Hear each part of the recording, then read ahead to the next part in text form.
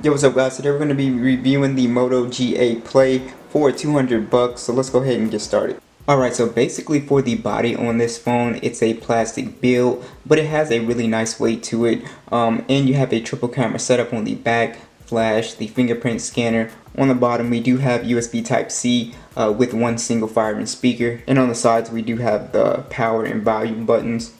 Now on the front we do have an IPS LCD display. It is a 6.2 inch display and it is a 720 by 1520 with 271 for the PPI. This guy is running Android 9.0 right out of the box.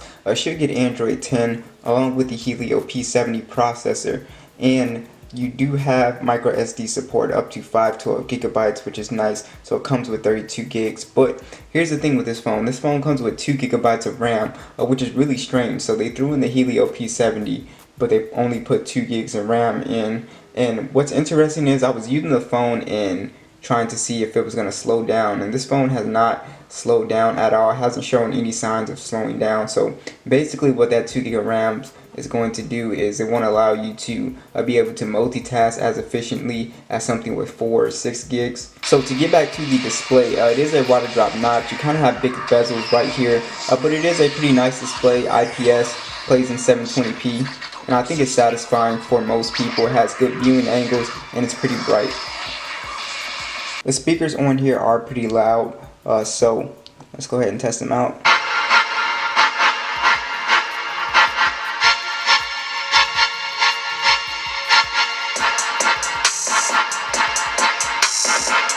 So overall, they're pretty good quality. I wouldn't say they're better than the Galaxy A20s. I think those were louder, a little bit more sharp. But these are pretty decent for watching videos and stuff, so I don't think you'll have a problem with it. Now this is a very bare bones version of Android. It's basically stock Android. So you have Google Now newsfeed on the side here, which is pretty nice to have. You also have the toggles up here, which there's not a lot of toggles. You have nightlight, and let's see what else. You have system update, and everything else is pretty much standard. So no screen recording on here or anything like that. Now what a lot of people will appreciate is the Moto experience. So basically it's just a bunch of gestures that you can do, which I really like. So you have the quick capture, so you can basically shake the phone like this, and it'll bring up the camera.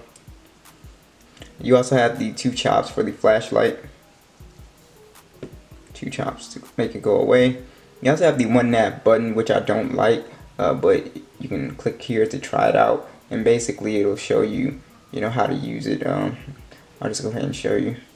Just turn it on, and it's basically that 1 button. On here, it doesn't feel fluid as the OnePlus 7 Pro. It's kind of like, I don't know. I just don't really like this implementation right here. It's kind of jerky, so I usually just keep it off. But if you want to use those gestures to swipe, go back, and home, you do have that on here. We have the 3 shot for the fingerprint scanner, or not for the fingerprint scanner, for the snapshot. So I would do that, take a snapshot, I can edit it, and we're all good to go. If I go back here, we do have that screenshot editor, so if you want to turn that off, you can.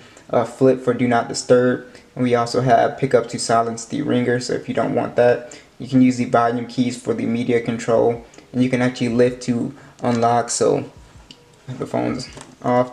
If I pick it up, you see it'll turn on, and it'll actually unlock if it was looking at my face. But you could just swipe up and it would have already unlocked. And then we have the swipe to shrink. Basically you just swipe and it'll shrink the screen down for one-handed, but this phone is pretty compact, so it should be fine for most people. And then we have the peak display. You can interact, you can turn that off if you want to, so interact with notifications and more when the screen is off. And then we have attentive display, so this display will stay on as you are looking at it. It won't dim or go off. Now you're probably interested in the cameras on here, because it does have a triple camera setup, so a 13 megapixel wide, an 8 megapixel ultra wide, and a 2 megapixel depth sensor. It does shoot in 1080p, and then you have an 8 megapixel selfie. So as you can see from the stills right here, the camera is not the best camera that I've tried. in this price range. Hopefully if it gets Gcam, the image processing will be better, but it's kind of soft. It has processing issues, kind of. Just doesn't take great photos. It just doesn't process. You get a lot of noise. If lighting conditions are good, you're definitely going to get a lot of noise and distortion. And outside, the photos aren't really that sharp, but you do have that wide angle on here, which is nice. So outside you can get kind of a decent photo, but I wouldn't really rely on this as a, a dedicated, good camera. So if you do want to play games on this phone, I didn't have a problem. The Helio P70 handled games pretty great, so I wouldn't worry about that. Even with that 2 gigabytes of RAM, it was a pretty solid gamer.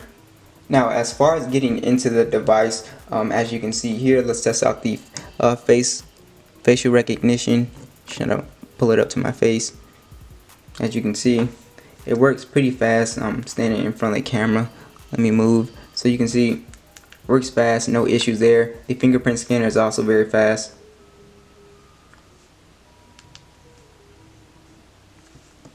No issues with that at all. So it's pretty fast. That's one thing I really like.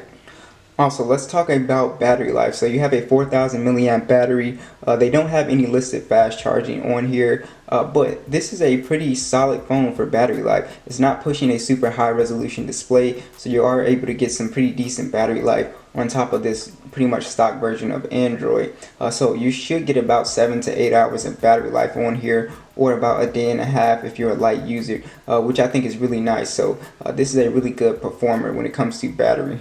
So overall, this phone is a pretty good performer. As you can see, it's kind of a fingerprint magnet. So if you're a Motorola fan, I think you'll really like this phone. Is it better than the Bold M1? No.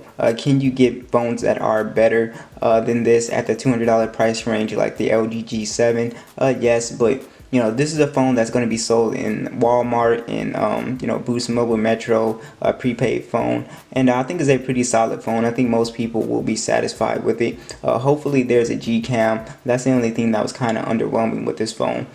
So thanks for watching this video. Be sure to subscribe, and I will catch you guys in the next one.